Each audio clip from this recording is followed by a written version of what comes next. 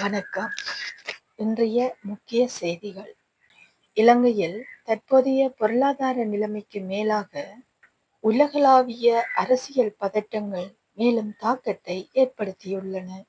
குறிப்பாக ஈரான் மற்றும் அமெரிக்காவுக்கு இடையேயான பதட்டங்கள் அதிகரித்துள்ளதால் உலக எண்ணெய் சந்தையில் பெரும் அதிர்வுகள் ஏற்பட்டுள்ளன. இந்த நிலைமையின் நேரடி விளைவாக இலங்கையில் பெட்ரோல் மற்றும் டீசல் விநியோகம் மீண்டும் பாதிக்கப்பட்டுள்ளது.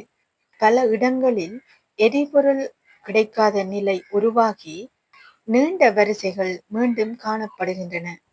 பொதுமக்கள் தங்கள் தினசரி வேலைகளை செய்ய கடுமையாக சிரமப்படுகின்றனர்.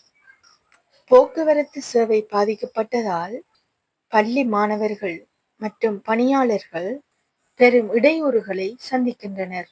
மேலும் எரிபொருள் தட்டுப்பாடு காரணமாக உணவுப் பொருட்களின் விலையும் அதிகரிக்கும் அபாயம் உருவாகியுள்ளது.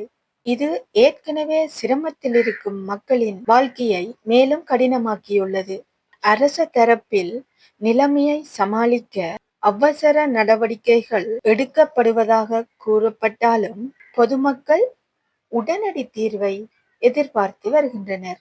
உலக அரசியல் மாற்றங்கள் எவ்வாறு ஒரு சிறிய நாட்டின் பொருளாதாரத்தையும் மக்களின் வாழ்வையும் பாதிக்கின்றன என்பதற்கு இது ஒரு தெளிவான உதாரணமாக பார்க்கப்படுகின்றது. இத்துடன் இன்றைய செய்திகளை முடிக்கின்றோம்.